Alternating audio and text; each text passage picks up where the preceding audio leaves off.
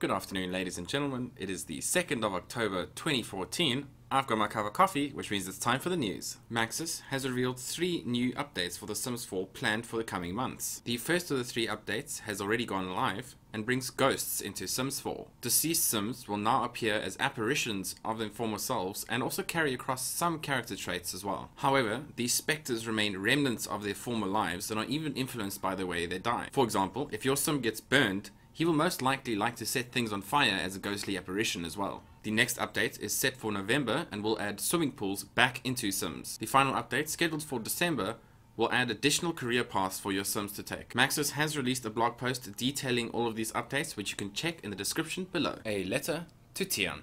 Dear Tian, please enjoy an hour of Bloodborne footage taken from Bloodborne's alpha test. Kindest regards, Richard Sjoberg. Xbox One is dissatisfied with its current sales in Japan. By dissatisfied, I mean that Microsoft have only sold 31,000 Xbox One consoles since the console was launched on September 4th. If you compare this to the Xbox 360 sales when they launched in Japan, the Xbox 360 sold 123,000 units in its first 3 days. Microsoft cannot be happy with what's happened to them. 31,000 consoles in a month.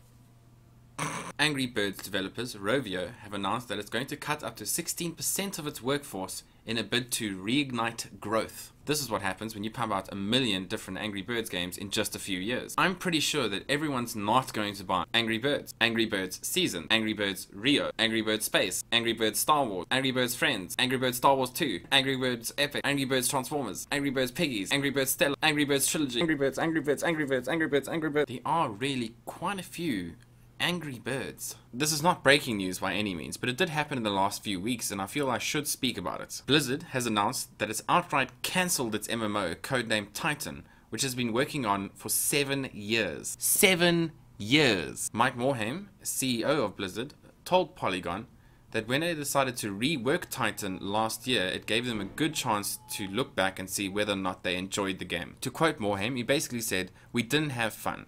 We didn't find the passion. We talked about how we put it through a re-evaluation period, and actually, when we re-evaluated it's whether that's the game we really wanted to make, the answer came to be no." This just shows you the confidence that Blizzard have in their products. They worked on this MMO for 7 years, and then they just said, nah, and then boom, to the trash can with you. If you think about how many studios are actually able to do that, develop a game for 7 years and say then, yeah, we're just gonna can it.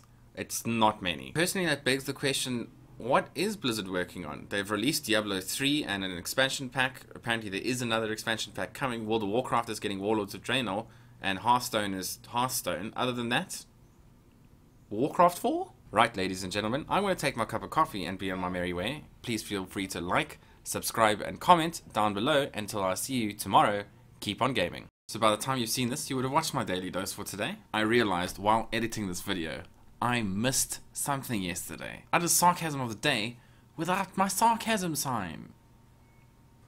This is why we can't have nice things.